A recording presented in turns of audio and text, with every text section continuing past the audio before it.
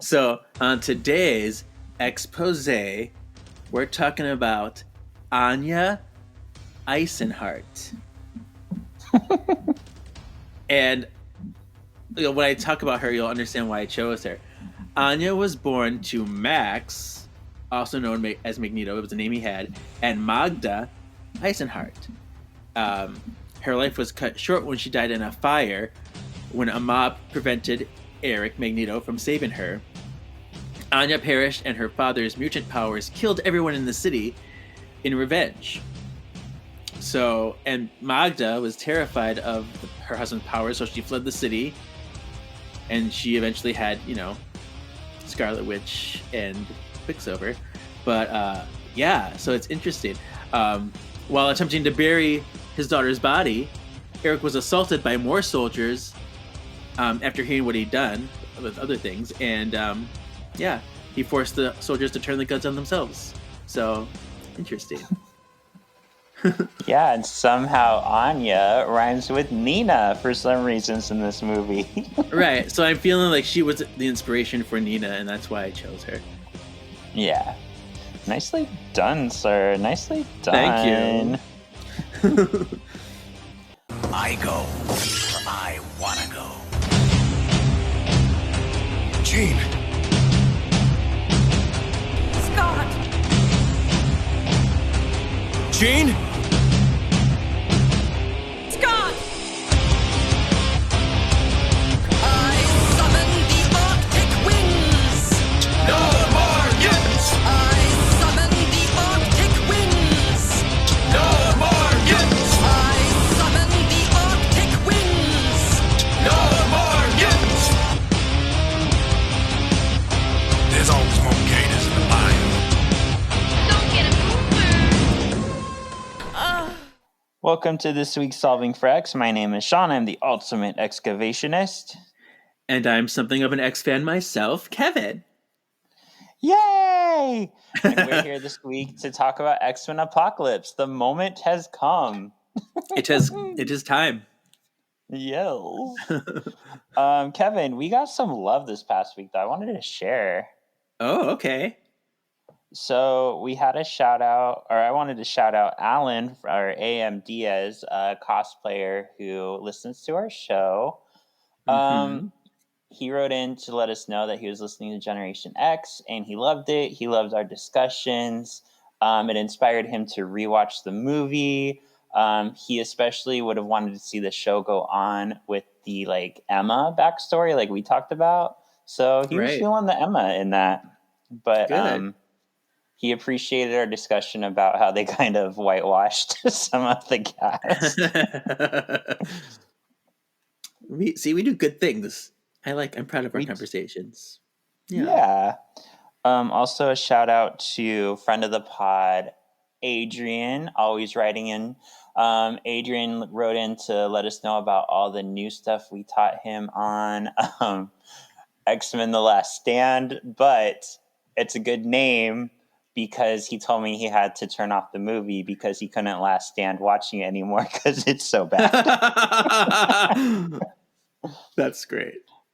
Also, shout out to friend of the pod, Ryan Terry. I just thought this was funny.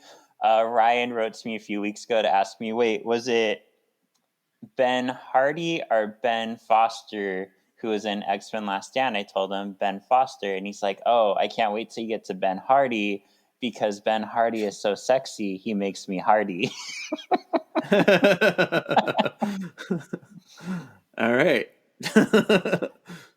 This excited me. I know this is old news for comic book readers. I'm always 3 months behind, as I've said on the show, but I wanted to share X-Men Blue Origins. I just read it. Kevin, are you sitting down? I'm so excited. Oh my gosh. What is it? It rewrote, well, not really rewrote, but added to Nightcrawler's history.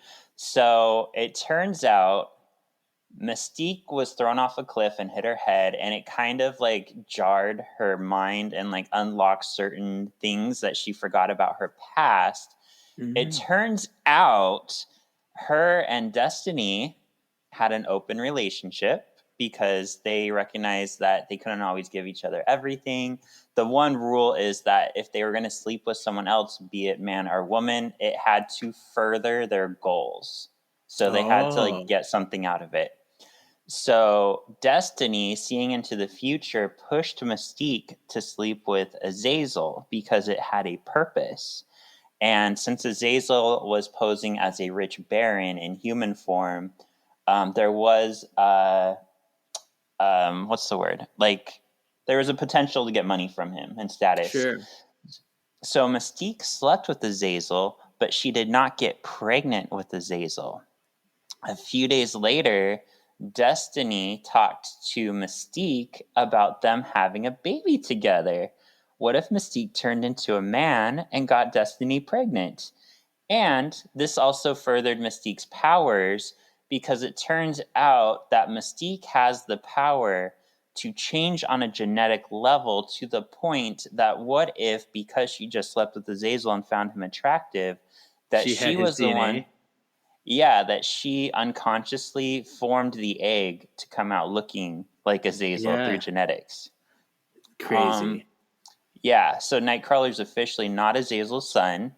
Mystique is Gotcha. officially the father, just like was the original plan by Chris Claremont. I fucking love this.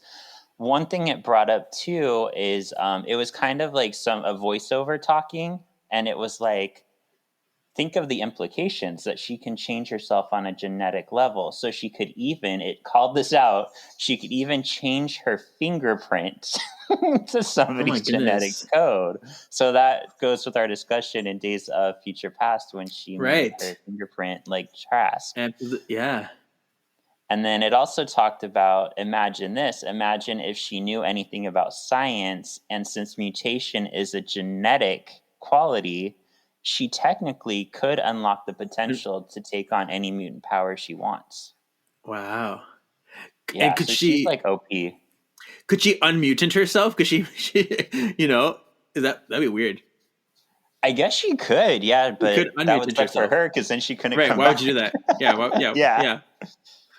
So just some things I want to share with if anybody hadn't heard. I just love that we finally have, it showcases different relationships, open relationships. It showcases lesbian relationships, bisexual or pansexual Yeah. relationships. So It's all I there. love that they finally made this canon.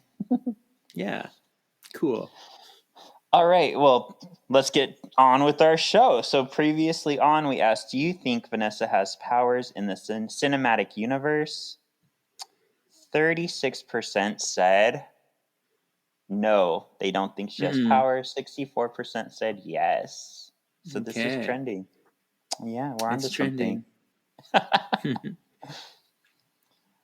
All right, so X-Men Apocalypse. This aired Or or I guess released. released May Yeah. 27th, 2016. Story by Simon Kinberg, Bryan Singer, Michael Dougherty, and Dan Harris. Directed by Bryan Singer. Do you remember your first impressions of this movie? I remember I actually saw this in March. I saw it 3 months before release. I had a sneak preview of it.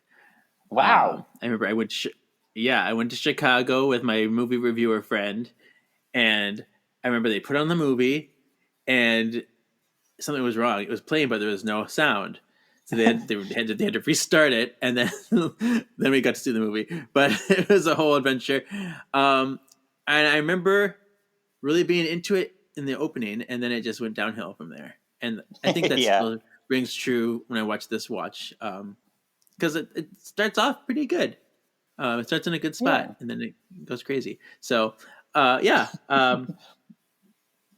I think I like it less now than I did then, even. Wow.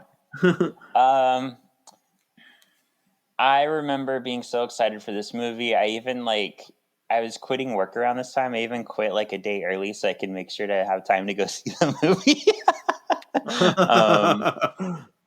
I know I was like reticent that like Apocalypse looks like shit, but I was still excited to see it. I was like, he's such a cool villain. Like, I can't wait. Bryan Singer's back on board was what I thought at the time. I didn't realize kind of Yeah. besides his personal stuff, how little he was kind of involved with a lot of the story. So yeah, I was pretty devastated. I remember I went home. This is how stupid I am. I was so devastated by how bad I like this movie that I went home and downloaded a pirated version to watch it again right away, just in case my expectations were too high. And I was like, maybe I'm just like putting too much on it. But I Yeah. watched the pirated version and I'm still like, no, this is just not a good movie. um, and I remember watching it, and I had to wait. I'm like, I couldn't talk to anybody about it. I saw it so early. I'm like, nobody's seen this movie. I can't even say anything. I was so that was Yeah. a little bit of a hell for me for those few months. I remember I saw a movie like that once. I think it was the Halloween remake. I think I saw like 2 months early, but we weren't Yeah. allowed to like talk about it. So you're like, it was so good, but I can't tell anybody. Yeah. All right. Well, a couple quick facts. This movie was originally going to be called Age of Apocalypse after the Right. comic book, but it came out around the time of Age of Ultron and Transformers Age of Extinction. So they're like, there's too many ages now. Exactly. And then it was reported that Singer was not on set for 10 days of shooting. He was on his phone a lot when he was there. His reasoning for not being available was he said he had to travel to LA because he had a thyroid issue. Allegedly, I know Kevin's giving a face because, like, why would you have to travel to LA just for a thyroid issue? Like, that's pretty basic. Allegedly, what some people are thinking is this is around the time that the allegations started coming out. So people think he was dealing with the sexual abuse allegations with little boys. Mm-hmm. Yeah. Mm-hmm. All right. Let's get started. Okay. It's me. All right. Mm-hmm. Young Professor X in traditional Professor Xavier narration fashion, but it's the young version now, the James McAvoy version. He tells us about, I know, and he tells us about mutants in a voiceover.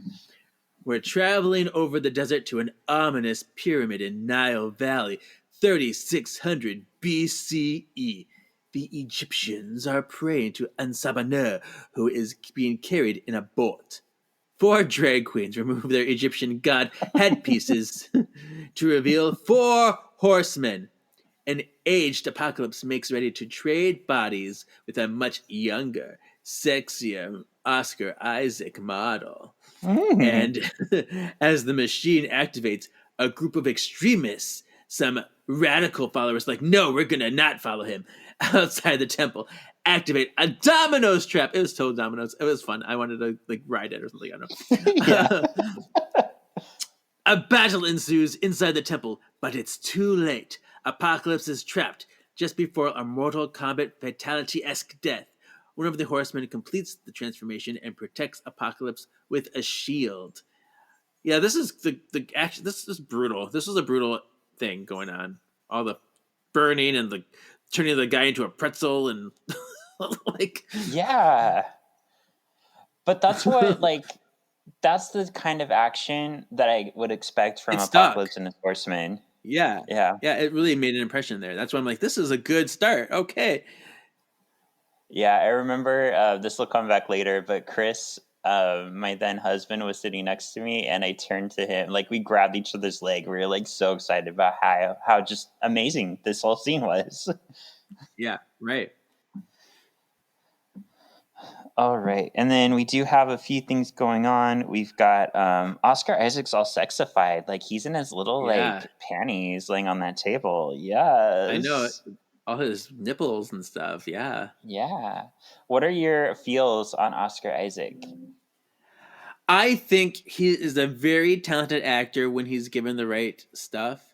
Like I loved him in Moon Knight. I thought he was super good. I didn't see the Star Wars movies, but I know he's in there. I think I watched the first whatever one that he's in. But I mean, I do think he's a really great actor. I know in this movie, being Apocalypse was a nightmare for him. between all of the makeup and the prosthetics and the heavy armor, and it was just like he was not having a good time. So I can see why he might have been off in it too. Like, and he barely got to see the cast in it. It's a lot of green screen work, a lot of just not, limited mobility. So it didn't work for me in this. I mean, and his acting wasn't even necessarily bad, but something about the combination of the script and the look of everything, it didn't work. Yeah, no, I agree. His acting is fine. He's always great. And he's actually, like, between me and Alan, like, we, like, gush all about him because we think he's so sexy, a talented actor. It's funny, best friend Rachel, thinks that he's creepy. She's like, he has dead eyes and he always plays, like, jerk people. Like, mostly I think she thinks of him from Sucker Punch. He was in Sucker Punch, right? That's right. Oh. Yeah, and he was a creep in that. But I'm like, he was acting. You see, he's not actually a wizard from Middle Earth. I just have to point out, I love these opening credits, like taking us through the X and taking us through time as we move forward to the present. Like, that was so cool. That was a good idea, whoever came up with that. It was really clever. All through the time periods, lots of and it's funny, I thought it was really clever. Once they got to the 20th century, that's when the 20th Century Fox title came through. Like, oh my goodness. Very so fun. Smart. Very fun. Yep. Yeah. The present, Ohio, 1983. A teacher teaches her class about the events of Days of Fuchsia Past that happened in 1973. So, just to point out, first class happened in 1962. Days of Fuchsia Past happened in 1973. Yeah, and then now we're in 1983. So, like, everybody who was in first class is aged 20 years, which you can definitely tell. I know. I'm like, really. I love, like, when Beast comes out. It's like, I'm Hank. I'm a professor. I'm like, you look like a kid. You're still a kid. Like, don't fool yourself. You're a teacher. Yeah. And Havoc has, like, slightly longer hair and, like, dresses more like an adult, but still, you're like 20. I know. It's so funny. That's always bothered me, but whatever. Yeah. A teenage Scott Summers is having issues with his eyes. He asks to go to the restroom. The teacher also sends him to the principal's office. While in the restroom, Scott is confronted by a bully who thinks Summers was winking at his girl. Scott hides in a stall. The bully bangs on the door to goad Scott out. Under the pressure, Scott's power activates and he blasts the bully. And I love this origin scene for Cyclops. I thought it was really well done. This is what they wanted to do in the first movie. They wanted to put a scene like this. And remember, they built that bathroom set. So, yeah, I thought this was really fun to see. I liked watching his powers and, yeah, his winks.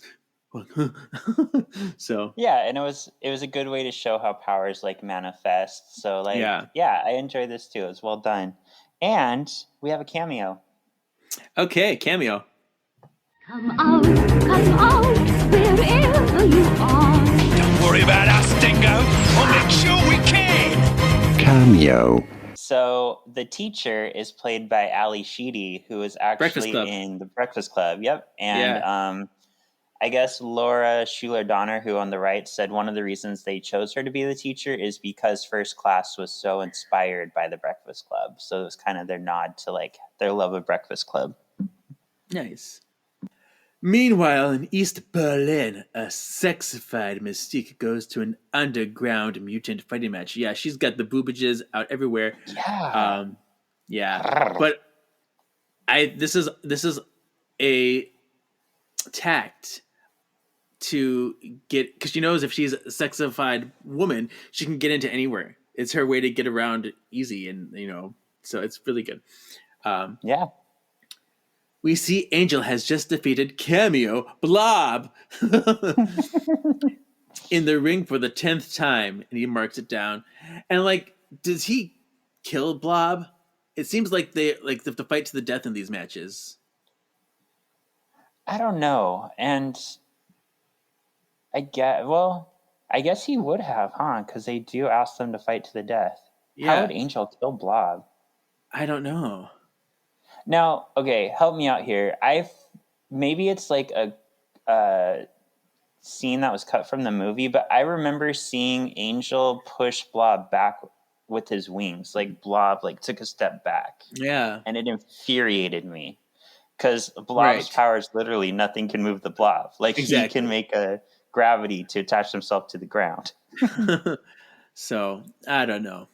But anyway, just then the devil from the Munich circus is introduced as the next participant. It's Nightcrawler. He tries to teleport out of the cage, but is electrocuted. And the guy's like, and I was like, oh ho ho, whatever, shock, whatever he says. I don't know what he says. Oh, it's shocking. Oh, and then like, um, on the side, Mystique easily dispatches a guard and pumps up the voltage, shorting the fence. Just before the fence shorts, Nightcrawler throws Angel into it, scorching his wing. Mystique gets away with Nightcrawler as Angel bounces. Nightcrawler recognizes Mystique as the hero who saved mutants 10 years ago. But yeah, he's like, because yeah, Angel's like, fight or they'll kill us both. These guys with the guns, like, and it's sick to me. This is so sad that they have this whole caged mutant fighting like animals once they discover it, and it's so mean. But I don't know. Well, and you know what I want to see is how did Warren's life go so differently? Because in He's not the X3, character. yeah. Because So he's apparently cocky in something this. happened with He's time violent in changing. this. I'm like, this is not the Yeah, Angel that I know. I was really disappointed in the character, like the presentation of him. But I mean, yeah. hard times. I guess, yeah. I guess with the time changing, his dad never started that business that made them all their money. Yeah. Did you notice Nightcrawler's markings? These are supposed to be markings for when Yes. he sins. He has a lot of them for being a teenager. Or Oh yeah. like, oh my goodness. Well, and I have a problem with this scene because I don't know, maybe it would be too much to explain it, but Nightcrawler's power shouldn't be limited by an electric fence. Like he can No, teleport to anywhere he out can of him. see. Right. Yeah. I don't know. That's So another maybe thing. this wasn't the scene to introduce them in. Right. Because there's another one where like when later I'm gonna skip ahead a little bit. Like when everyone's like in that one in the facility, and he's like, "Get away from the door." He could have just teleported them in there and teleported them out, couldn't he? Yeah, because he can see it line of Right. sight. Right. So, Like, I don't know. okay, yeah. Well, I guess I don't remember that scene. Was there a power dampening in that room? Maybe there was. No. Oh, maybe I don't know. I don't No? think so though, but maybe. I don't know. But I All guess. right. Yeah. Prush, I don't know how to say that. Pruszkow, Poland. Yeah. Sure. Sure. Eric is in hiding, working at a metal factory as what was his name? Henrik. Yeah. He drives home in his stupid old car to his quaint little cabin to his basic little wife and daughter Nina. So I like this Eric storyline. I just wish that we got eased into a little bit more because he goes from Days of Future Past to 10 years later. He's just hiding from the world. I don't know. Yeah. He's going like, I'm your villain, to I'm going to fit into your rules. I'm going to do what you need. So, I mean, Yeah. 10 years is a long time. So, I mean, he could happen in that time. But it makes me wonder what actually happened. Yeah, it would have been nice to maybe see like a quick little memory montage of like what led him to this point. Yeah. At the Summers estate, Alex and his parents discuss Scott's recent mutation. Alex can sense his parents having issues with Scott's mutation. He offers to help by taking Scott to Xavier's school. Scott, blinded, runs into Jean. She shows off her powers. Scott is a jerk to her, but Jean handles herself.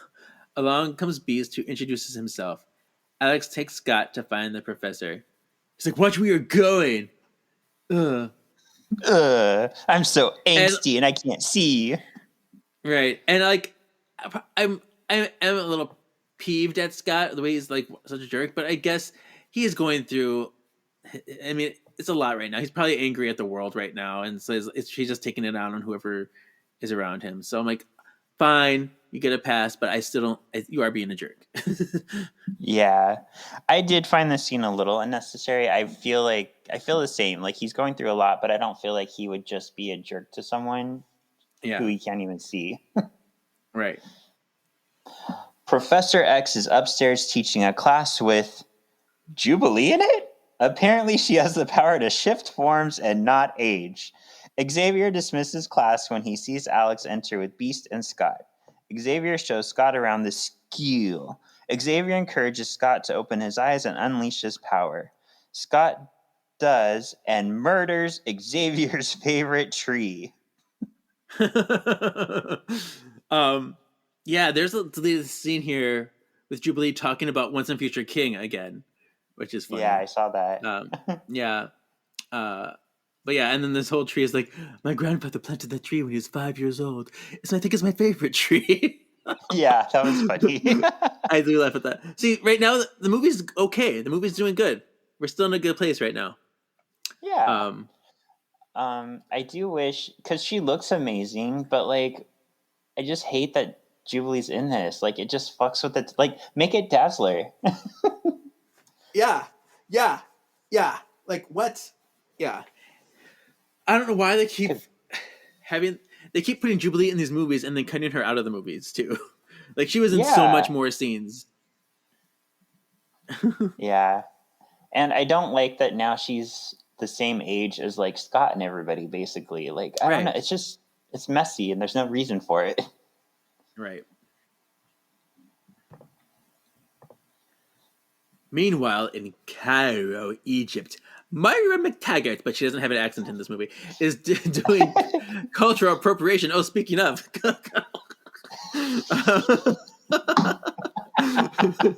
Is doing cultural appropriation and wandering about in a hijab.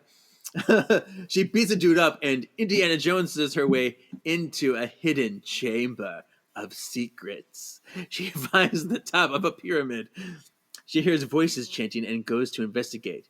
The sun alights on the pyramid, activating it.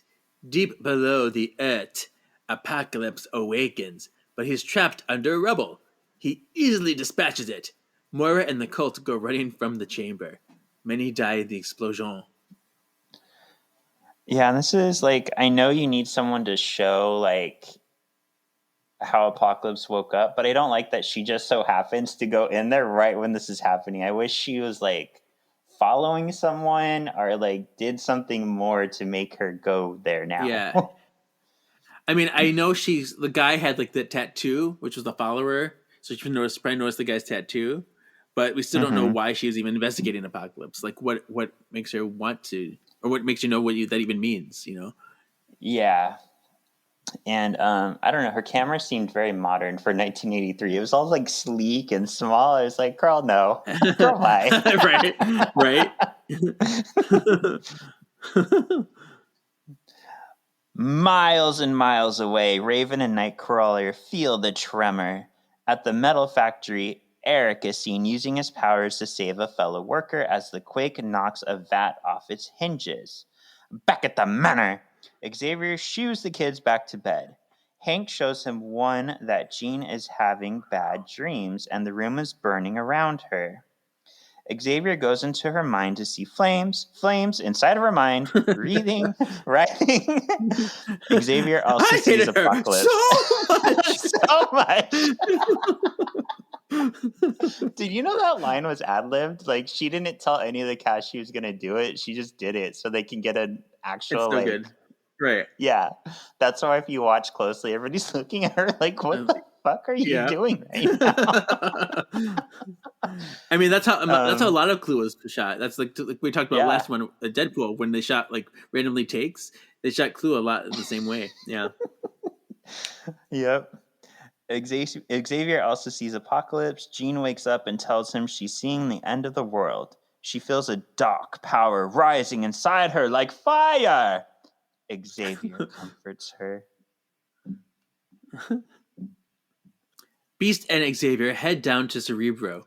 Beast reveals there was a tremor from halfway across the world at the same time Jean's nightmare started. Xavier mentally scans Cairo for activity. He locks in on Moira. Oddly, she's just now leaving the hidden chamber. She's just sat there. Xavier tells Hank he's going to. Xavier tells Hank he's going to go to Cairo to check Moira out. I mean, check on Moira. Oh, on Moira. Okay, so he wants to be on Moira. Yeah. I like love and hate this line because Xavier goes, "She hasn't aged a day." I'm like, oh, really? Because in 5 years, 21 fucking years have gone by in these movies. 5 years. Yeah. Everyone looks exactly the same. Right. Come on. I know there's a period of time where people generally look the same, but there's still signs of aging. Like you would see something. Right. Exactly. Back at Eric's place, Magda is begging Eric to not force them to leave. Magda, I know, and they said it's her. They're still on track here with goodness. Yeah. Eric tells her it's too dangerous. His coworkers know he's a mutant, and they need to leave. Magda goes to get their daughter, Nina, but she's gone. They go into the woods to look for her. Eric and Magda find Nina being held captive by a group of police not wearing metal. The police tell Henrik they know he's Eric, the Magneto. Eric turns himself in. At seeing her dad being taken in, Nina's powers activate. She has birds attack the police. One of the men accidentally shoots Nina and Magda through the heart. After mourning for them, Eric loses his shit and kills the policeman with a locket. This scene, especially with Eric looking to the heavens and saying why is this your only plan for me? He's begging to not be a villain, and it's just heart-wrenching. It's the whole what makes a monster, what makes a man kind of thing. It's acted beautifully. It's paced so well. It is one of the best things in the movie for me. Maybe even be the best thing in the movie. It's so good. Yeah, and I'm gonna shoot my load a little early and say this now. I feel like with this movie being called Apocalypse, it really focuses on Magneto. It almost shouldn't be so called much. Apocalypse. Right. It is another Magneto story for sure. Yeah. And I think the only thing for me that would have made this scene even better was if it wasn't a locket he used. If he pulled out the coin from First Class and killed everybody with that, this would have gone over the edge for me. Yeah. And there was an extended version of this. That was the locket that his daughter was wearing. But there's an extended scene of this where, the song he sings to her in bed, he ends up singing that to her again. Oh, as he's holding her body. Yeah. How sad. I would have lost it. I know. I mean, I lost it enough already. Back in Cairo, Ivan Ooze has awakened. Absolutely. And now calls himself Apocalypse. He throws on Jasmine's old cloak and goes out into the streets. It's and your beard is so twisted. Anyway. Not that one. He witnesses a black-haired storm summon the weather and steal. Don't steal. She is chased through the streets. She had those downtrodden moments in the comics, so I guess it makes sense. Yeah. She is chased through the streets. Apocalypse stops two men from attacking her. Apocalypse summons dirt to decapitate 3 guys just standing around, and then he traps the last man in a wall.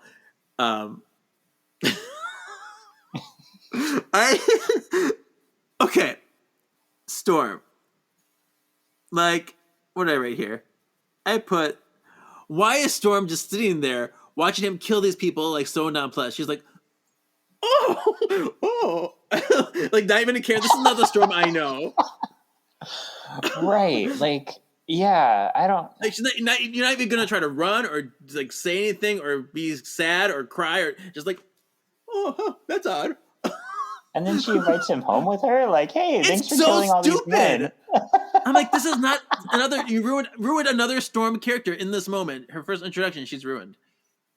Yeah, and I know what they're going for here is they're kind of mixing Shadow King's origin story with Storm because she was involved with him at a young age, but they switched him out for Apocalypse. But yeah, this isn't working for me. No.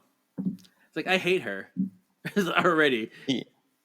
Yeah, and it's so sad because Alexandria Shipp, who plays Storm, is like so gorgeous, and she had the mohawk. Like, she looks so good. And then, she's come out afterwards as saying she wasn't happy with the portrayal of Storm. I almost said betrayal of Storm. That works too.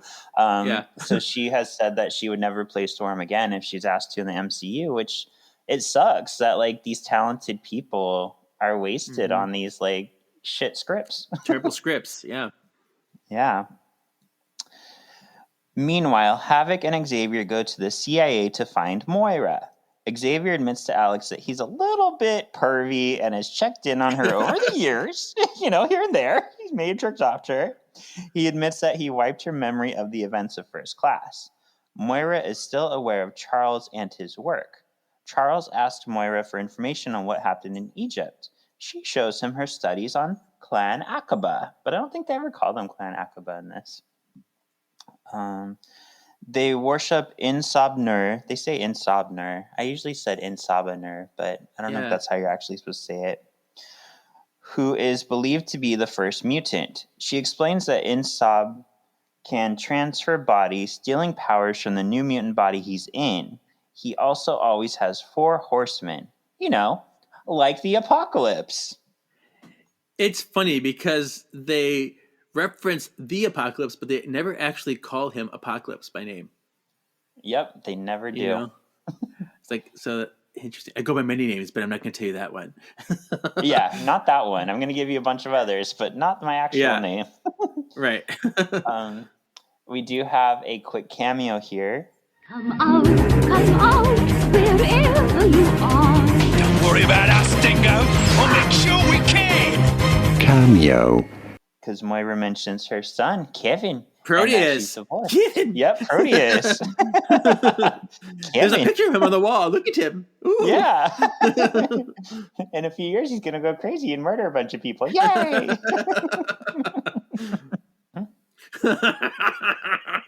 This scene. Okay, here we go. Aurora brings Apocalypse home with her. She shows him her hero, Mystique, on the wall. I love her. She's a hero. And offers up some food. She's like, get out of here, minions. Other people that live here, whoever you are, get out of here. I got some stuff. Yeah. Apocalypse isn't hungry for food, though. He's hungry for knowledge. She's like, what are you doing? And he touches the TV and does like the whole Fifth Element style thing. He feeds off the TV and learns everything about this era. He isn't pleased with what he sees. He feels the weak have taken over the earth. Apocalypse tells Aurora the world needs to be saved from the false gods. Apocalypse touches Aurora, giving her air orgasms and white hair. He turns her into the first of his 4 horsemen. So many things that are bothersome in the scene. Galore. Talk about it, Shawn. Yeah. Well, okay. The simple one that really bothers me is I hate that he's the one who turns her hair white because... Stupid. Why does Storm have white hair in the first 3 movies then? Because she never met Apocalypse in those as far as we know. So she shouldn't have white hair then. But also, from... this is the degree to which I love X-Men, Kevin. I remember in the theater watching this, I got a headache because I couldn't fathom this scene. It did not work in my mind. And I didn't know why it was bothersome to me. But afterwards, after seeing this movie a few times, there's no motive for Storm to join Apocalypse here. Because they don't tell us that like he's corrupting her. He's just making her... He's basically Fabian Cortez. He just makes people's power stronger. Right. So she is willingly going with him to kill half the world's population. Yeah, it's inconsistent because at first I'm like, okay, he's forcefully touching her, he's forcefully, invading her mind and recruiting her. And like, yeah, that's what he does in the comics. Like lots of these characters get forcefully made into a horseman. But this movie is inconsistent about it because you see like Magneto, he totally did it as a choice. And you see, even after they're converted, that they are making their own decisions. They're still affected by what they're seeing, like and choosing to go against it. So yeah, this is completely her. Just be like, oh yeah, Yeah, okay, I'll help you commit, mass genocide, but that's Mystique. I really like her. She saved the mutants. yeah, I love her. I don't know. It's I don't know, infuriating. Kevin. It's infuriating. Yeah, I hate it. Now, no, I'm trying not to say something. I'm gonna wait. I'm gonna wait until the right moment. Okay. All right. But you know All what? right. Let's see what Mystique and Nightcrawler are up to. Mystique takes them to a sewer where they pay Caliban to smuggle Nightcrawler to safety. Psylocke is there too, for reasons. Why wouldn't one of the world's strongest sidekicks be hanging in a sewer dress to the nines while working for Caliban? When Mystique doesn't get the answer she wants, she takes Nightcrawler and leaves. She plans to have him teleport them. So I think, I like that this is the sewers. It pays homage to the Morlocks, but it just doesn't. There's no reason. Why is Psylocke? Why is she there? A ninja. She's a British ninja. Yeah. And she's like, I'm the most fashionable person here. And nobody sees me. No one cares about this, but it's just for me. And yeah, I'm not a spy either. It's just it doesn't work. No. More on that later. I have more to talk about there. Oh my gosh. Back at the manor, Scott is giving ruby quartz glasses by Beast to contain his power. Scott sees Jean for the first time, and Scott is instantly remorseful he was addicted to her because she I hate this. It's like, who's that? It's like, oh, that's her. Oh, I actually love her now. It's like, dude.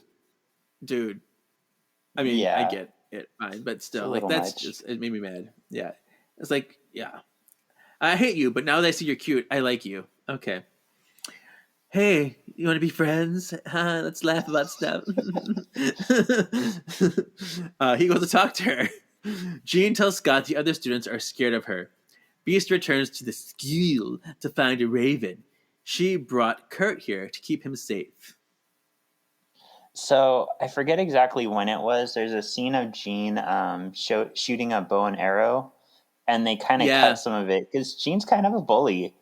She shot the arrow at a group of students and then used her power to curve it. Choose power. Yeah, I know. So I see why they don't like her. Right. And I gotta tell you, I don't like Sophie Turner as Jean. It doesn't.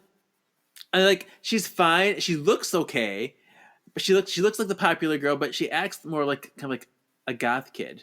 She's got that kind of raspy voice, and she's always just like, I'm gonna be myself. Nobody likes me. I'm like, it didn't seem to work. It didn't feel like her character either to me.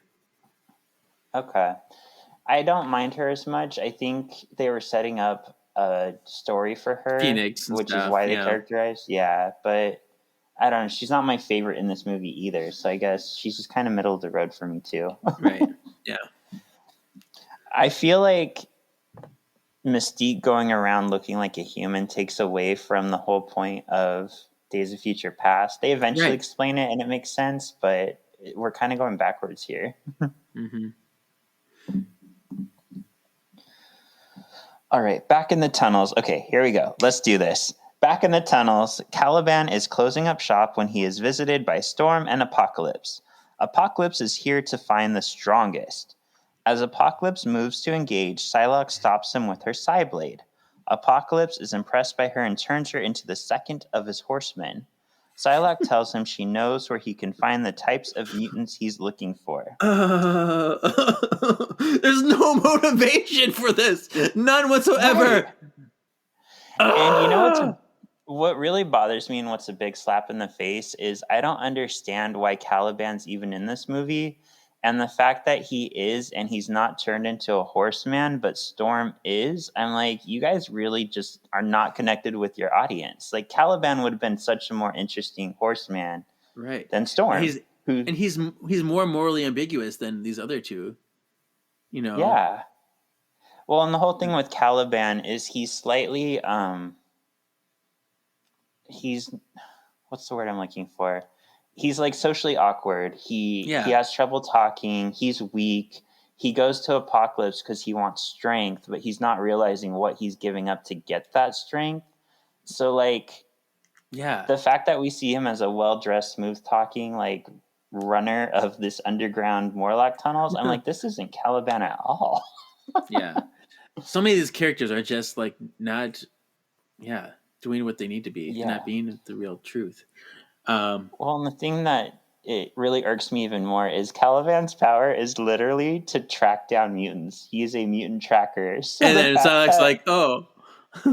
I know where to find them. And I'm like, Caliban's literally standing right there. Right. Fuck He told me drag. everything. He told me everything you need to know, so I'll tell you too. Yeah. It's so stupid. Oh. Yeah. Back at the manor, Nightcrawler is being escorted around by Jubilee. They run into Cyclops and Jean. Scott wants Jubilee to take them to the mall, everybody! Let's go to the mall. Everybody come and play. Throw every last care away. Let's go to the mall. Today. Okay. So this is the infamous scene that was removed. And I was excited to see it. I thought, oh, cool, more Jubilee. But it's literally just them, like, running around the mall. Like, she doesn't use her powers. Nothing She fun does. happens. She does. Oh, she does? She uses her powers on an arcade machine, which is a throwback to the 90s cartoon, because that's where we first see her using her powers on the arcade machine in the show. Mm-hmm. Interesting. So, but they cut that out. And they also cut out a cool cameo where Cyclops pulls out a record and it's a Dazzler album. Oh, I love Dazzler. So they cut that, but so those little moments would have been cool to see. By the way, I know I told you in person, but this is the 60th anniversary of X-Men and Avengers, and they're releasing Disney/X-Men Avengers comic book covers, and there's one as many as Dazzler, and I'm so fucking here for it. I'm so excited to get that one.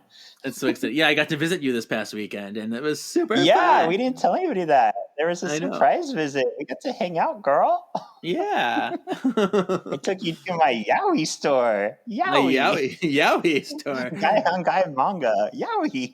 All the things. Yeah, we had fun. It was a pleasure to see you. Mm-hmm. I'm glad.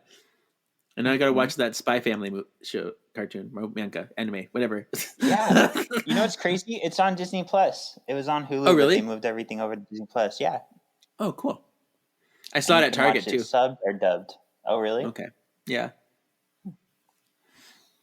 All right. Psylocke leads Apocalypse and Storm to Warren, who is cooped up in a barn listening to The Four Horsemen by Metallica. Psylocke says she didn't know Warren's wing was fucked up. She's ready to leave, but Apocalypse refuses to leave. In a moment of Holy Led Zeppelin album, he fixes Warren's wings by turning them to metal. Warren tests out his new metal wings, metal feathers, projectiles, and all. And then this, I mean, same as the other ones, there's no cost. Like, a big part of Archangel's character arc is what he's given up in servitude to Apocalypse and his hatred for Apocalypse. And the trauma he gets. Yeah, the trauma he gets from it. Yeah. And it infects him and he eventually turns into Apocalypse. So there's so much future potential here, but they just turn it into a Led Zeppelin meme. Yeah, right. Here's what really bothers me, I realized. And I know we're not quite through the Four Horsemen yet, but I have to let it loose, Kevin. I have to. Mm-hmm. We spend half of the movie with Apocalypse recruiting the Four Horsemen, and he never uses them. Yeah, right. They just sit there. They're just standing around the sidelines like, oh. I mean, I guess they get a little battle near the end, but that's it. They have almost no dialogue whatsoever, and they just stand around. You know what I would have done? I've given this a lot of thought. I would have started the movie with, mutants are in the good light now, so everybody's comfortable. I would have had like a big mutant party on Genosha, maybe. Maybe even Magneto takes his family there. I don't know. But I would have had a terrorist, maybe the the Friends of Humanity attack the mutants. And so it would start off with Archangel, his wings are broken, and other mutants in a hospital. Just have Apocalypse show up at the hospital and tell these people who are already hurt, like, let me be your answer, let me be your retribution, and then turn them into the Four Horsemen all at once. Because that gives them something enticing, a reason why they would say to join him, and then their minds get corrupted, So and then show their eyes like gloss over or white over when he turns them, so we have a hint that they're not in control, rather than spending half the movie of him just walking around recruiting people.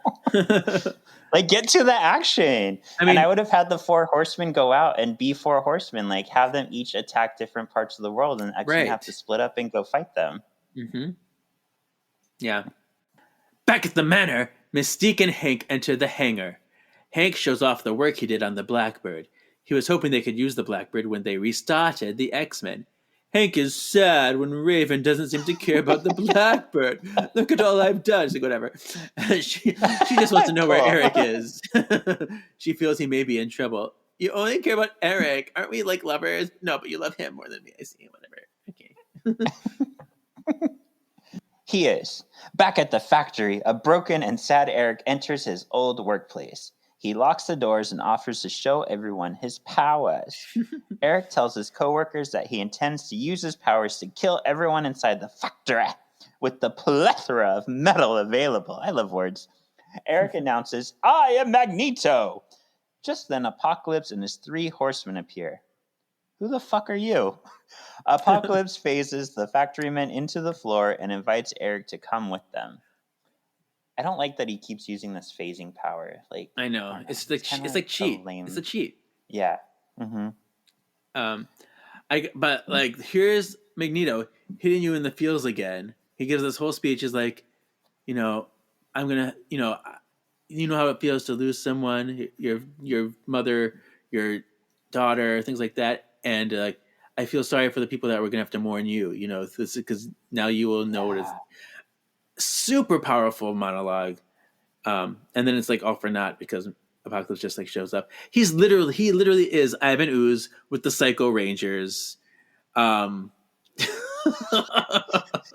is. You're right. Yeah, but he's not as campy and not as fun. He's like a droll, boring Ivan Ooze. So, but that's what we're getting here. Yeah. Yep. Apocalypse takes them through a portal to Auschwitz to remind Eric of what humanity did to him. Apocalypse explains to Eric that his purpose is to help raise civilizations until they can grow no more and then destroy them. Sure. Apocalypse helps Eric. Okay, that sounds like, okay, what's the point? But sure. Apocalypse helps Eric feel the metal in the ground. Eric works through his pain of losing everyone he loves by unleashing his full power and destroying the prison camp. This is actually like a really cool scene. It makes sense. We get to see his powers, Eric's powers, like go crazy. Like, it's pretty cool. Meanwhile, back in Poland, the news reports on Magneto being sighted. Quicksilver intently watches the news. He quickly turns it off when his mom shows up. She turns on the TV to see that Peter was watching his dad on the news. Peter pulls out a card for Xavier's.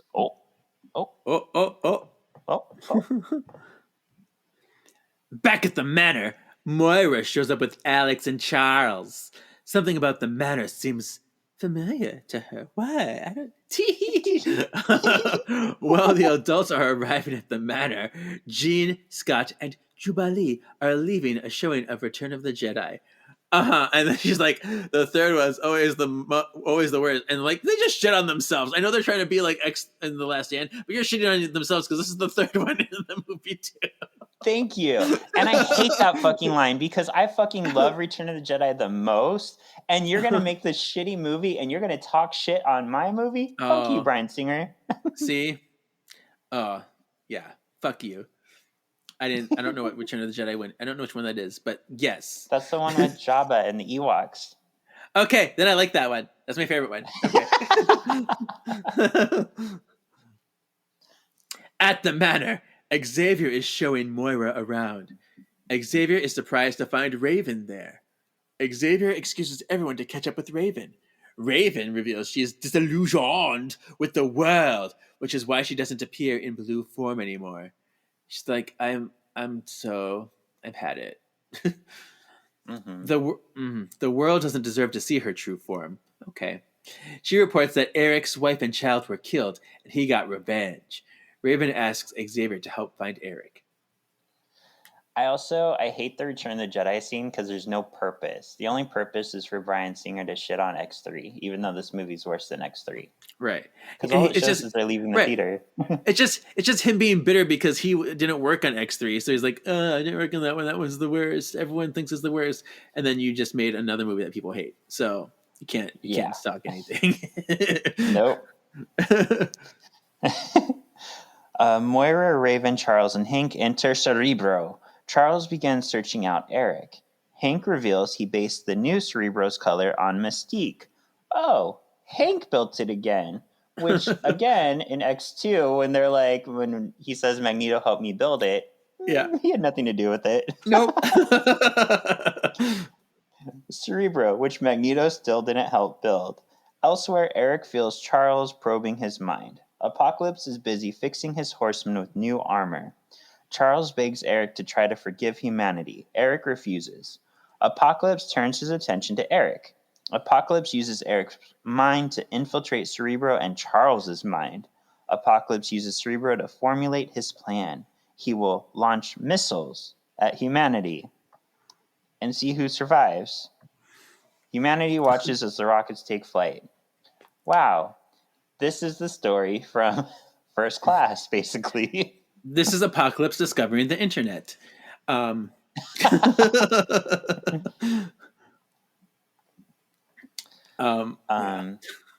We do have a very sweet cameo here. We see Stan Lee and his wife, Joan Bucock Lee. What's very sad about it is this was just before Joan passed away. So this was her last ever appearance in a film. Wow. And she Might also have been her only. She did do the voice for Madam Web in the Spider-Man cartoon. Oh, she did? I didn't know that. She did. Wow. So if only she could see what great of a movie they made based on that character. But this whole scene too with the freaking missiles, it was laughable to me. Because it's like, who's turning the keys? The men are. Duh.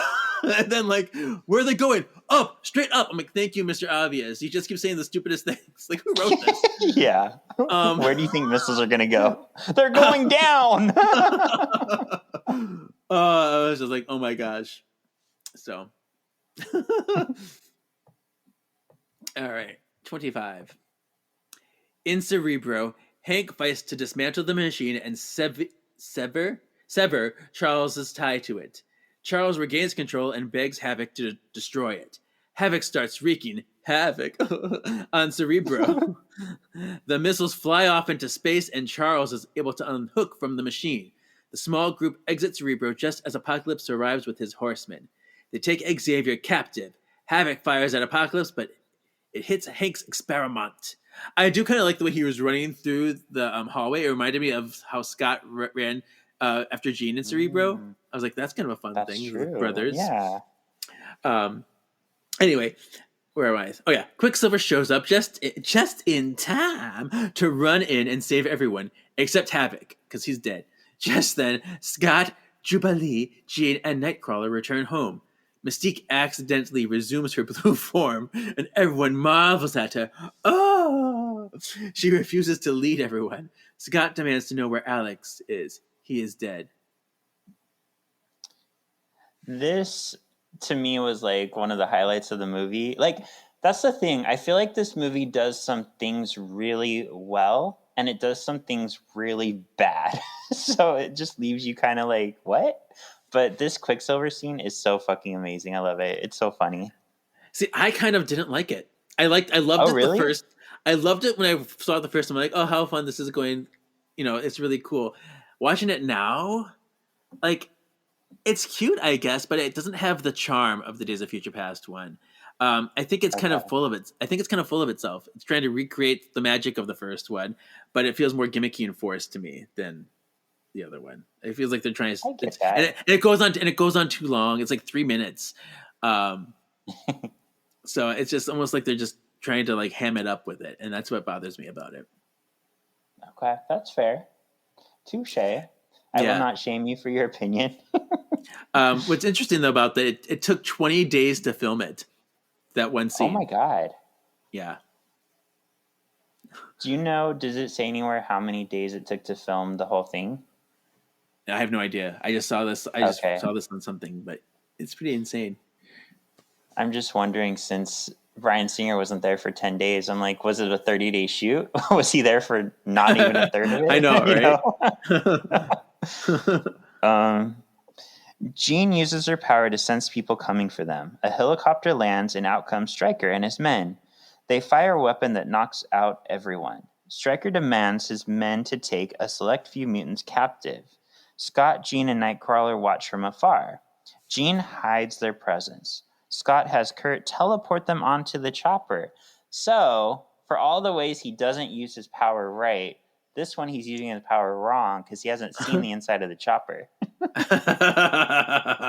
Oh. He can't teleport them back out because for some reason it blocks their power. The walls of the chopper seem to block their powers. As the chopper leaves, the students begin to come to. Mm. And this is another part that I kind of got a headache in because it's so like random. Like why is this? Where does this? Why? It's just an obvious like ploy to make a tie-in. Yeah.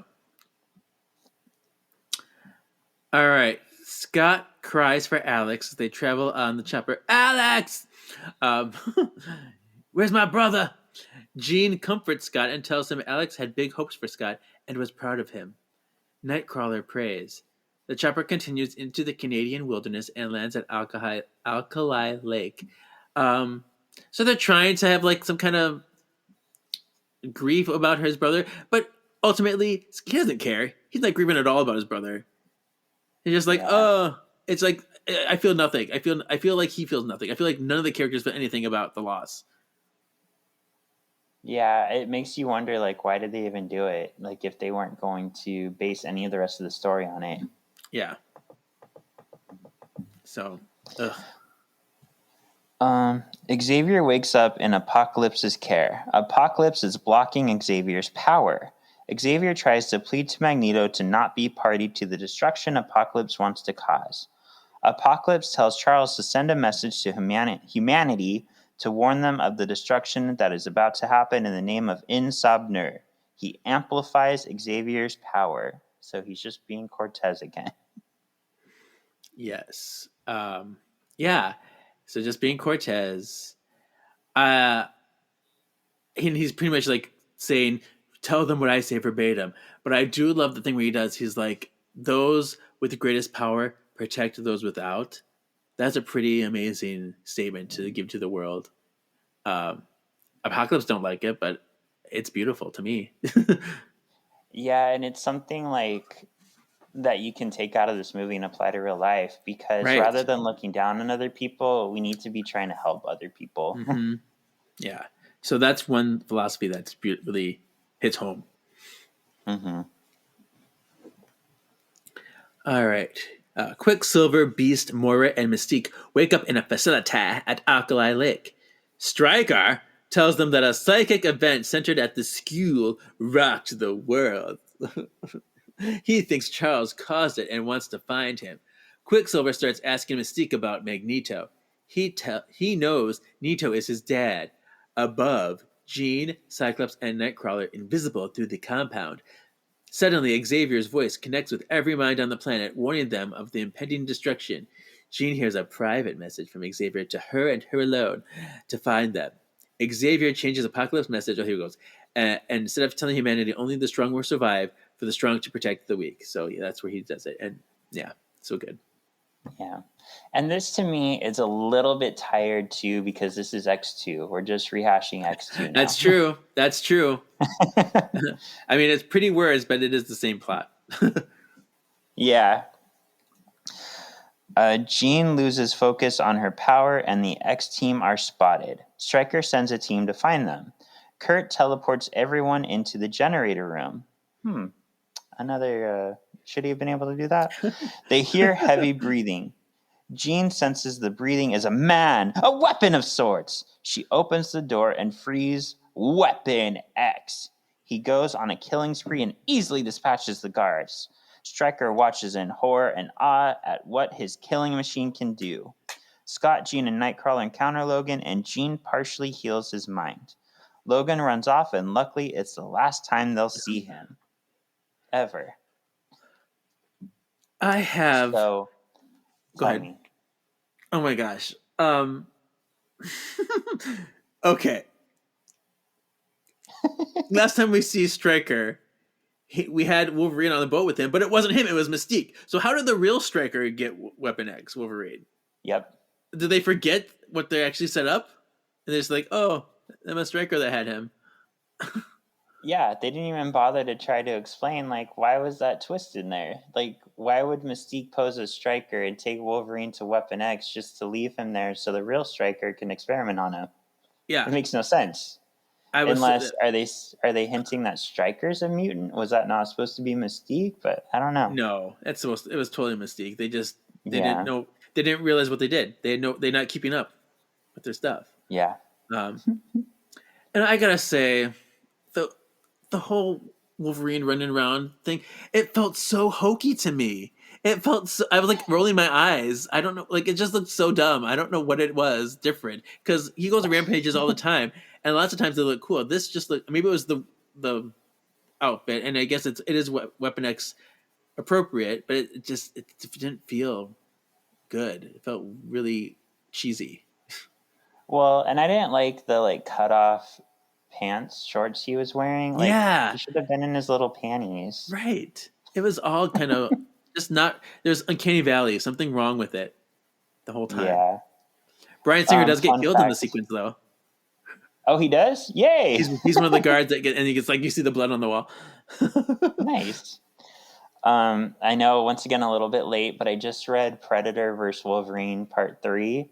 And they did, I don't know, it gets a little crazy, Kevin, because apparently, the Predator starts cutting Wolverine open while he's, right after he got the medal. And, Wolverine wakes up, and they fight, and the Predator, acids his head off, so it's, just metal, a skull. Mm. And the Predator, takes Wolverine into space before Wolverine wakes up and cuts his way off the ship, and he falls back to Earth like a smoldering mess. So it's a lot of stuff apparently happened in between Wolverine waking up and running into the wilderness. But one thing that was a little interesting is they showed at the end of it that, I don't know how you pronounce your names. I'm not super into Predator, but Yacha, Okay. the alien names. Apparently, the Weapon X helmet that Wolverine wears is based on the Yacha's Predator helmet. Weapon X got a hold of it, and that's how they kind of control Wolverine. So that was kind of cool. All right. Mm-hmm. Oh, me. Yep. From their prison, Mystique, Beast, and Quicksilver see Nightcrawler up above. He tells them to get away from the door. Scott blasts the door open. Jean tells them they know where the professor is and they need to get to him. The X-team find flight suits and a warplane and bounce. Above, Stryker gets away in a chopper. On the warplane, Mystique gives them all a pep talk. She tells them the rest of their OG team died. It's just Hank and me left. They all tell Mystique she's their hero. Aww. So yeah, this is where, going through the door, couldn't Nightcrawler have gone in there? I wasn't sure if there was blocks on there or not. But Yeah, because I'm trying to, couldn't... Quicksilver probably could have gotten out easily. He could probably run up the wall and break the glass or, vibrate the glass. So yeah. I'm going to assume their powers are dampened. I don't know. Okay. Weird. They should have shown Nightcrawler, teleport in and be like, oh shit, my power doesn't work. And then Scott saves them. Right. Yeah. Apocalypse and his 4 horsemen continue to stand evenly spaced out with Xavier on the ground. Apocalypse lifts his hand and destroys Cairo, reshaping it into a futuristic temple. He also forges a new helmet for Nito. Apocalypse orders Nito to use his magnetic powers to pull the Earth off kilter and destroy everything so they can start anew. Magneto takes to the air and begins reshaping the Earth. There are magnetic storms across the globe, tearing it apart. Here's my problem. We just watched Apocalypse easily destroy Cairo and reshape it to his will. So why does he need Magneto to do this for him? He's the one who gave Magneto those powers. Right. Yeah. I just feel like if I were a casual viewer and didn't know Apocalypse, I'd be like, what's the point of Apocalypse? He doesn't do anything. Nothing about Apocalypse is properly explained in this movie. He's just supposed to be a symbol, and nothing makes sense. Yeah.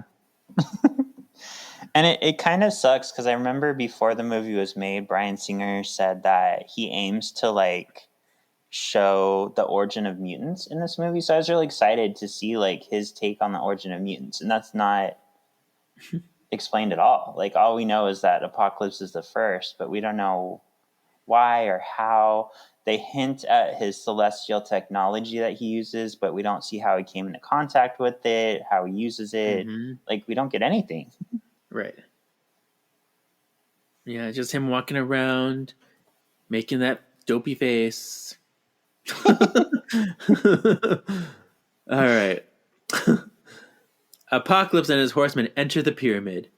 They trap Xavier on a slab and prep him to be Apocalypse's next vessel because that's all I do, go body to body and steal their powers for them myself. Yeah. Apocalypse sends his horsemen to deter the X-team while he completes his transfer with Charles. Okay. The X-Men fly the warjet into Cairo. Jean senses Apocalypse's plan to take over Xavier. The team sees Eric wreaking havoc. Mystique decides to plead to Eric with Quicksilver's help while the rest of the team get Charles. On the ground, Mystique tells the team they all need to embrace their powers, including her. The team splits up, so we're back in Mystique being like, no, I want to be a mutant again, even though we already had that.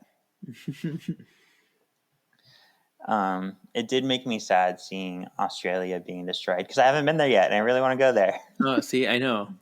They're in the future. They're a whole day ahead of us. Yep. Archangel, because he's Archangel now since he's metallic. And Storm attack the X-Men. Storm is about to be crushed by a car, which would never happen. Psylocke makes a dramatic entrance by slicing it through, and then it goes on each side of Storm like, oh, I'm so saved. She orders the Horsemen to split up the X-Men. Above, the transfer continues. Nightcrawler ports into the temple to find Xavier, but he is attacked by Archangel. The transfer begins while Jean helplessly watches through her mind. Nightcrawler, you gotta hurry! Charles goes bald while Apocalypse begins to take over him. I hate this too. That's the reason he goes bald? Stupid. Nightcrawler traps Archangel and frees Xavier. Kurt teleports around and gets everyone on the warplane. Oh, you have a note here about that. Yeah, I hate it too, because it's supposed to be that Xavier's power is so immense that eventually his hair just kind of dies and falls out. But I don't know. Yeah, I don't like that this is why. And then that scene with Psylocke splitting the car is so cool, and I was so excited for it. But seeing it when it happens in the movie, it's so stupid. It's just such we need a cool commercial thing. Oh, shot. Because it's just such a small moment. She cuts the car for no reason, super dramatically, and then it just crashes on either side of Storm. That's it. Storm could have just blown the car away. Yeah, it would have been much more fun if this happened in the midst of this epic battle, but no, just one shot. Okay, that's it. That's all it's for. Yeah. Put in the trailers. Yep, exactly. All right.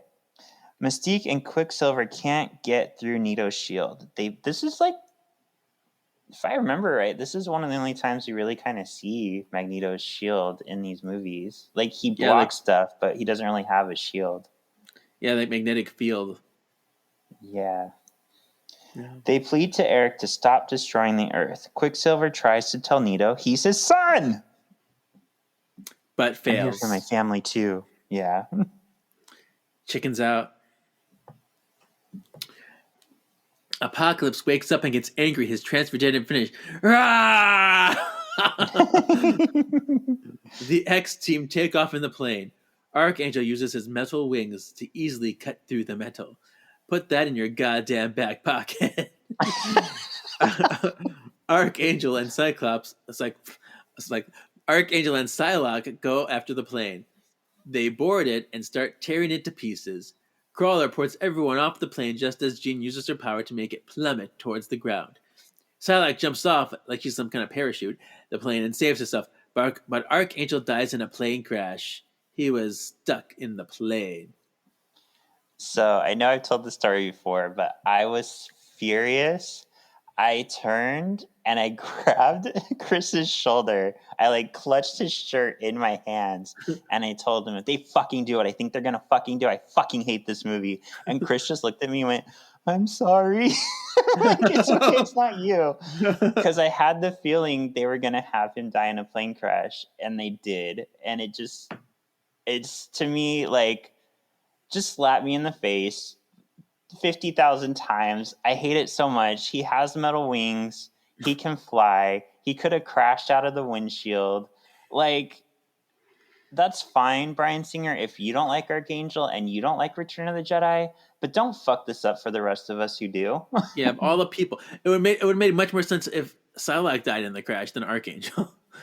Yeah. So But- I don't know. It's just, yeah, this was the point where I fully checked out of the movie. I was like, I hate this. Oh my goodness. Yeah, it's just been a never-ending streak of downhill from like 3/4 of the way in. Yeah. But yeah, what was I gonna say just now? I forget. Oh yeah. I thought Lily and James Potter died in a car crash. I don't know why that came to my head. Did you see they may have announced the cast of the Of show? what? No. Of Harry Potter, the show. There's an HBO show. Oh, I did not know anything about that. According to the leak, Adam Driver would be Snape. Helen Mirren would be McGonagall. And I forget his name. It's an odd choice. Dumbledore would be played by a younger black actor. Oh. So, to the fact that he's like a younger actor, that's why to me it's an odd choice. Like, Dumbledore is supposed to be this wizened old man. Yeah. So, yeah. Yeah. I don't know. We'll see. I don't give a shit about the black part. If it's the right actor, it's the right actor. But the young part is what I give a shit about. Mystique tells Eric she's going to fight for what's left of the world. Her and Quicksilver leave. Eric reflects on his past very romantic and hot and steamy sexually charged dick in the ass relationship with Charles. He is inspired by Charles to stop his attack. This seemed like a very like love scene moment to me. And I know everybody talks about like they were fucking. Like two men don't get like what we saw in First Class is supposed to be like why they're so close, but they didn't know each other that long. Like these men are fucking. Here's our history. Memories like the corners of my mind. That's what this is. Yeah. That's what this is. Apocalypse shows up on the battlefield and demands Xavier to show himself. Just then, Quicksilver beats the shit out of Apocalypse. Quicksilver is surprised when Apocalypse also slows down time and stops Peter. I do like that we see his eyes twitch and he's kind of like a jab gene. So that's kind of fun. Yeah. That was cool. Yeah. Apocalypse slows down time and stops Peter. Magneto sees Peter about to be killed by Psylocke. Psylocke swings but cuts Apocalypse's throat instead. Gasp! It's Mystique! Fake out! Apocalypse lifts her by the neck and she's just hanging there creepily. Looks really dramatic.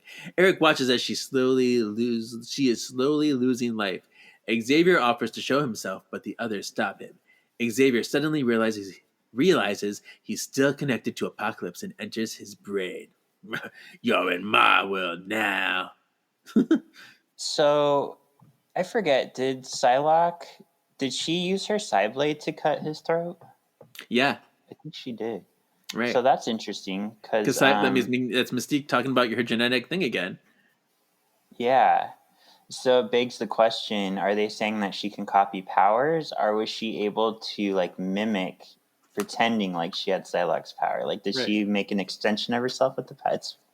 Because she still cut him. He did have a sliced throat that got healed.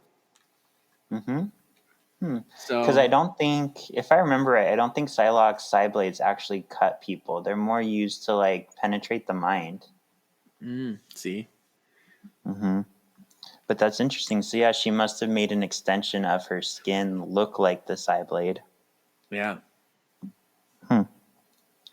In the ass, Troll plane, Xavier attacks Apocalypse's brain, knocking him down in the physical realm.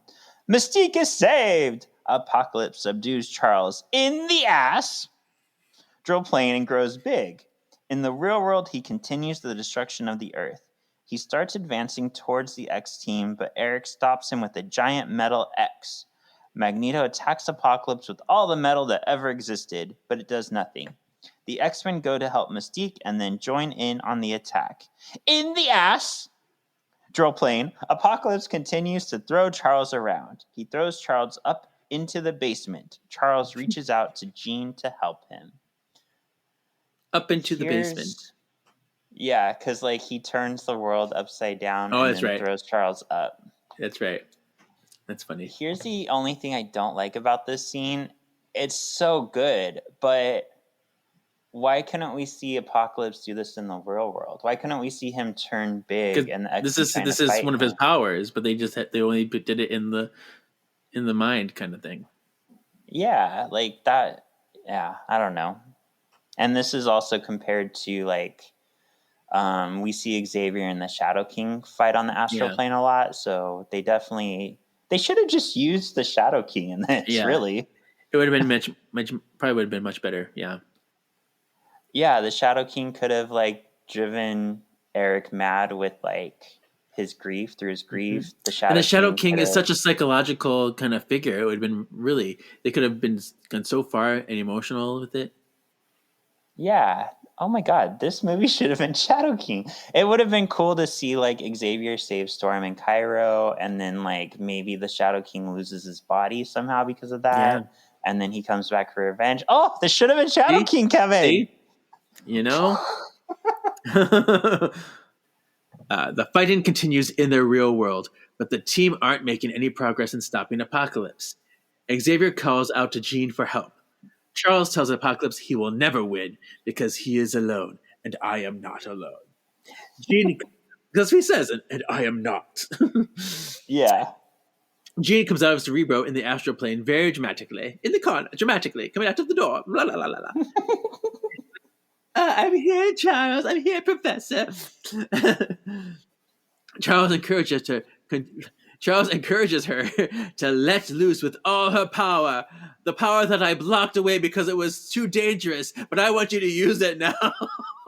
Yeah. In the astral plane and the real world, Jean slowly walks towards Apocalypse. Even when the ground runs out, she unleashes the Phoenix and undresses Apocalypse. We see his nipples really all out there. And she's like, that bird scream! Ah! The rest of the X-Men join in and help defeat him, including Storm, after she just stared forever, like, oh, what's happening? Yeah. Oh, I don't think I like him anymore. Cyclops blunders away. Yeah, like, there's no growth for Storm. Like, why did she join him, and why now is she leaving him? Like, there's no reason for it. I know when you saw Mystique jump, she's like, oh, Mystique, my hero. Like, it's so stupid. It's also stupid. Yeah. So a few things. So Psylocke was rumored to be getting a spin-off movie, which is why they just let her walk away. And then she was also written into the original script for Dark Phoenix. We'll talk about the mess, which is Dark Phoenix. I found out a lot about that shit. Oh, man. I also hate how static everyone in the scene is. Like, you can tell they're all just hanging on wires, just like sitting there. Yeah. There's no excitement.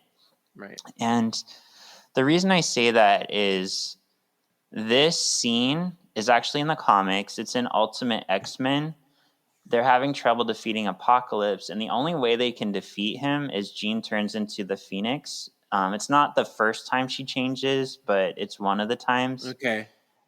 And if I tell you, Kevin, the fight in Ultimate X-Men is so fucking epic. Even as the Phoenix, Apocalypse is punching her. Like, wow. she can almost not hold her own until she just lets loose with everything, and he slowly, like, melts away. Like, it's the coolest fight ever. And the fact that they turned it into she sits there as the Phoenix and he slowly just gets undressed, I'm like, this could have been a really cool ending battle.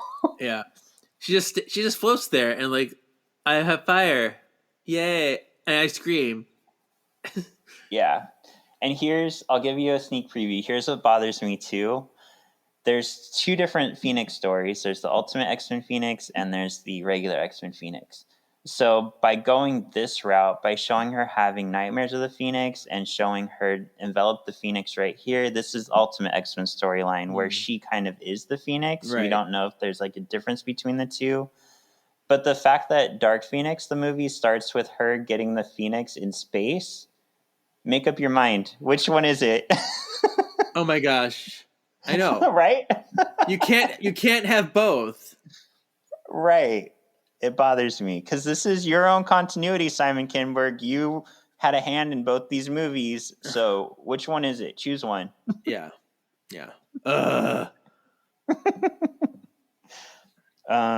The X team go to check on Xavier. He is close to death. When Moira asks Charles if he knows where he is, he describes the memories he took from her. He gives Moira back her memory of the events of First Class. He apologizes to Moira for taking her thoughts. Suddenly, Nightcrawler wakes up. And it's like, I don't know. It just seems like such a we need to throw in a funny moment type of thing, but it's not. It doesn't fit. Yeah. The next day, the world talks about the mutants who saved the world and how Magneto helped them do it. Because he's not a bad guy. Don't be a bad guy. Nito and Jean rebuild the skew. Storm asks Peter if he will ever tell Eric they're related.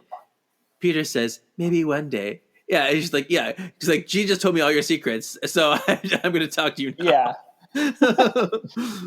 They both decide to stay with the X-Men. Nito and Xavier proudly look in on their new X-team. The two men exchange a familiar dialogue with each other. Yeah, what does it say? It is, does it ever wake you in the night that someday they'd come for you and your children? That's the same thing they had in the other movie. I love that. Yeah. Magneto leaves. Xavier watches Mystique skew the children. She unleashes sentinels on them in the danger room. I love these outfits. They're good. It's such a shame that this is all we get of them because these are like such a nod to their comic book costumes, but with a new update. Like I wanted to see these in the next movie. Like this should have been their costumes. I like Beast the most because like we don't usually see him in an outfit, but it looked good on him. Yeah.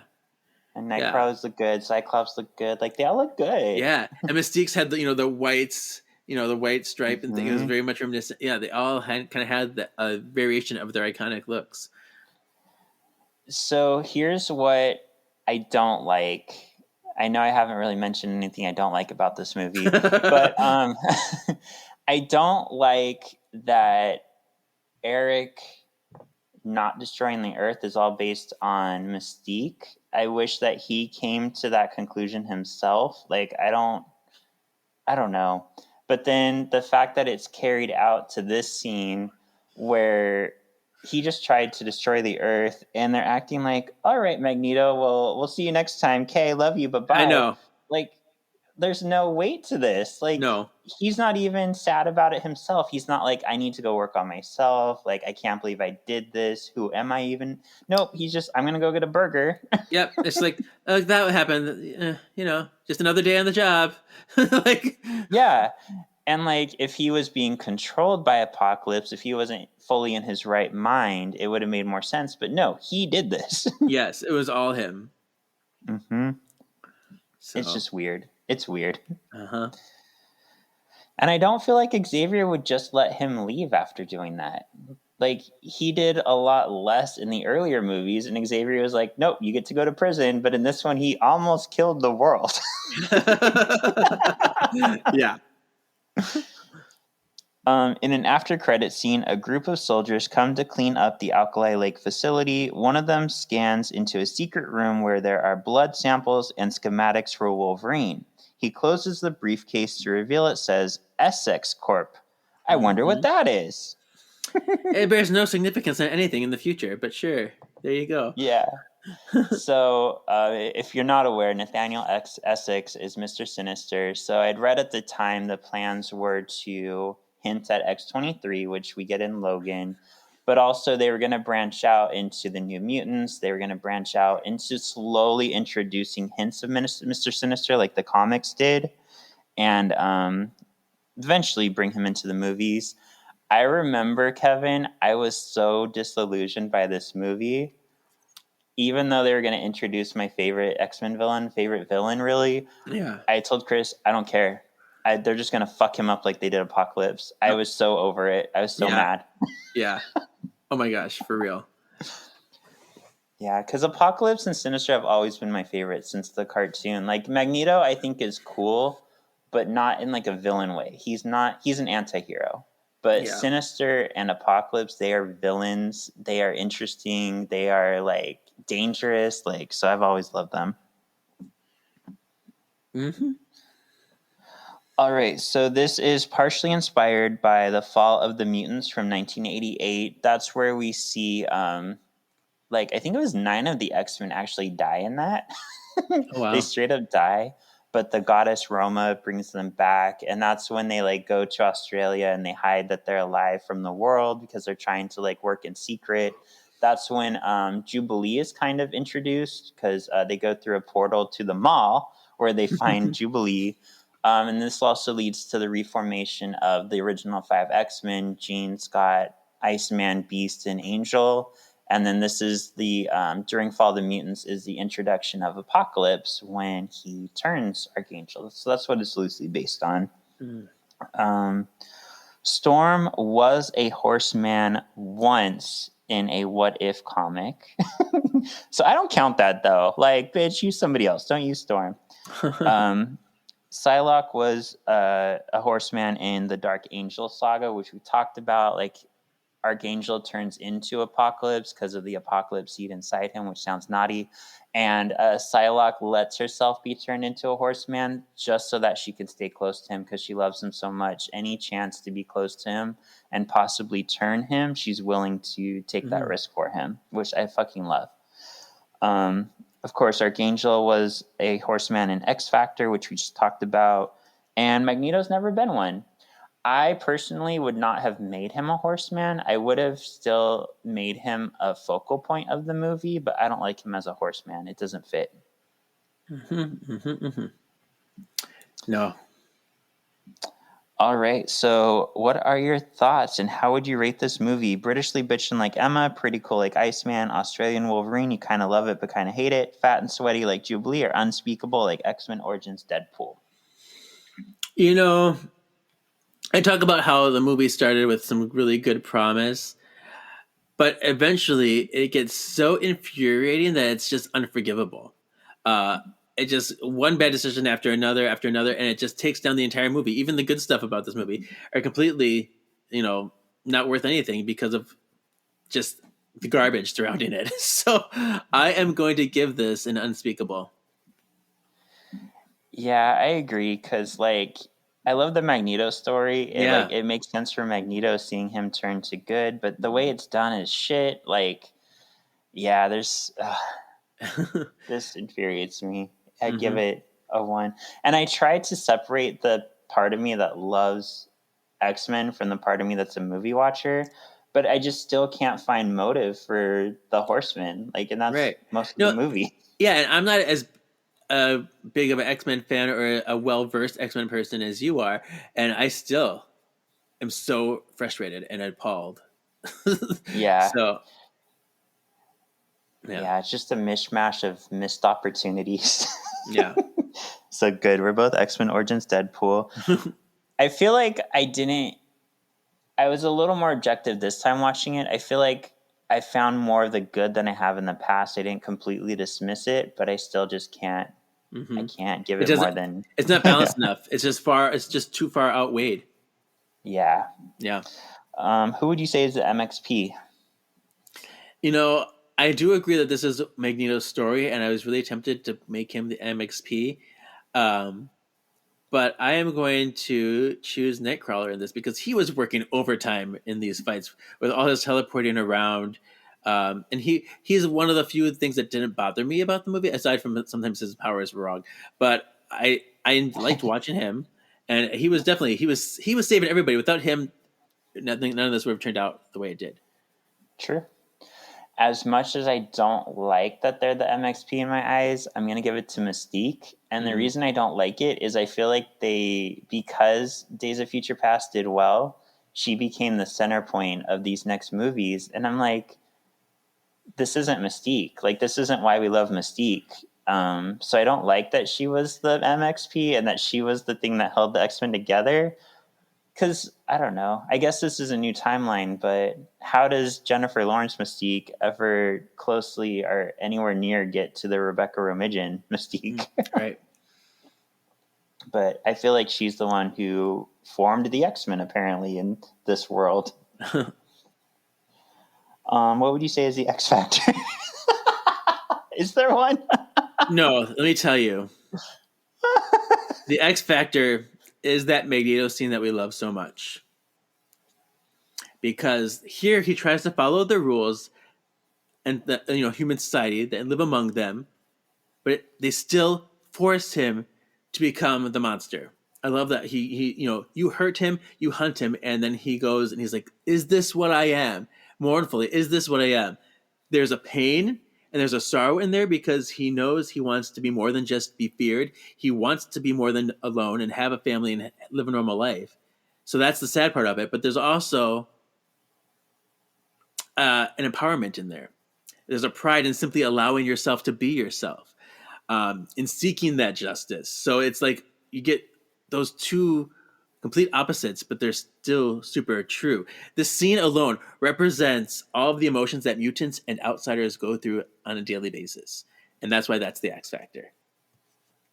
You are so right. And actually, even on a smaller level, because I've never had a wife and daughter killed in front of me, but even on a smaller level, as somebody who in the past has really struggled with student loans, like life can get to a point where I was like, I can't get a better job because I can't get a better education to make more money in order to pay off these student loans that I got from a school that, has gone out of business because they took advantage of students like me and charged way too much and then didn't let me graduate.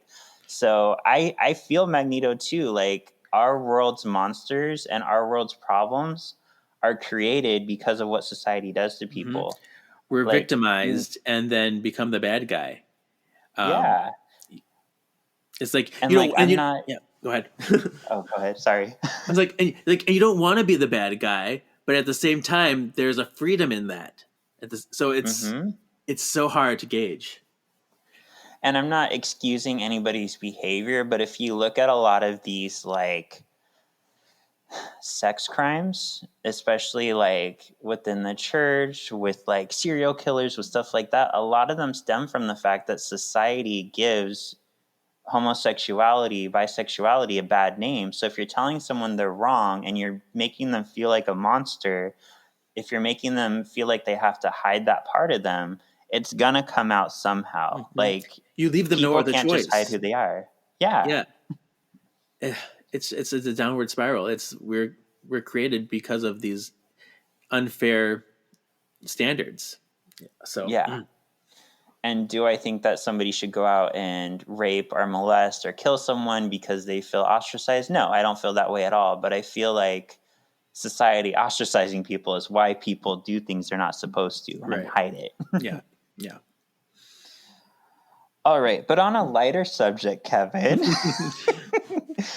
So our question for this week stems from the fact I really get annoyed that Storm was one of the Four Horsemen. I really get annoyed that Magneto was one of the Four Horsemen. So I want to know, I put together a list of just some of the people who have actually been Four Horsemen in the comics. I want to know, who would you have wanted to see as a horseman? Wolverine, Gambit, Caliban, or Polaris? Not Wolverine, because he gets everything. I've seen enough of him. I know I didn't put him on the list, but I knew I would have to because people would be mad if I didn't put him on the list. I think Gambit would be kind of pretty cool to see, especially since we didn't get the best representation of him in Wolverine Origins. I think it would be cool to see like a new side, a darker side. Polaris would be really cool because, you know, get her involved. And what was the other one? Caliban. So Caliban, I think, would work because, you know, you talked about how he feels less than, and it gives the cadence to like why he would be attracted to Apocalypse. So, I'm sorry I gave such good choices. I know. It's either, for me, it's between Gambit and Caliban. I don't know which one I want to see more, but between those two. Okay. Yeah, for me, although any one of them makes sense, except for Wolverine just gets tired at this point. Like, he shouldn't have been in this movie at all. I think Gambit would have made sense because he was working with Sinister, so he was kind of a bad guy when we first meet him. So it would have been cool to see that kind of translated to him working with Apocalypse. But my number one choice is going to be Polaris, for the reason that, like, how much more depth could you added to this movie? Because Quicksilver would know Polaris is his sister. Sure. So it could have come out that Polaris is Magneto's other child. So seeing her be evil, seeing her be the thing that he is becoming, and then making a decision to stop himself to save his family, which he just lost another part of his family, that could have been a huge story element. That would have been amazing. And we got to see her as a little girl in the last movie. And I kind of see how she grew up into the Yeah, because the way Quicksilver comes into the story is so random. It is random. Oh, I'm gonna. I see you on TV. Go to the mansion now. Yeah, and he just so happens to get there in time to save everybody but Havoc. I'm like, that was a little like. Yeah. You're just adding that in for fun. Yeah, right.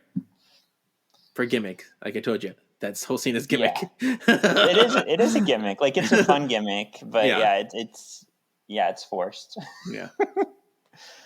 Well, I'm excited. Next week we get to cleanse our palate a little. We get to watch Logan, which I mentioned I've only watched once, and I could watch it a little more objectively. And we'll talk about how it compares to Old Man Logan, which is based on. Cool. Exciting. Cool. And then just a reminder, next week will be our last Fox film before we start X-Men 97. We already have some really cool guests lined up. Even more are going to be lined up. Kevin's making me shit myself all over the place. I'm so excited. I'm getting in the big leagues over here. Yeah. Kevin, where can the people find you? Yeah, you can follow my personal Instagram, KJEEZY87, or follow the other podcast that I am running. We're getting close to getting that musical cast and produced. It's on Words of the Witches for Charmed. So yay. Cool. And you can find me on Shawn Perrett, ShawnPorrett on Instagram. There you can follow just my random exploits. We're going to a Wish movie viewing with Disney, or my artwork, my other podcasts, anything that I'm up to. Thank you for listening. We'll see you next week for Logan. Logan.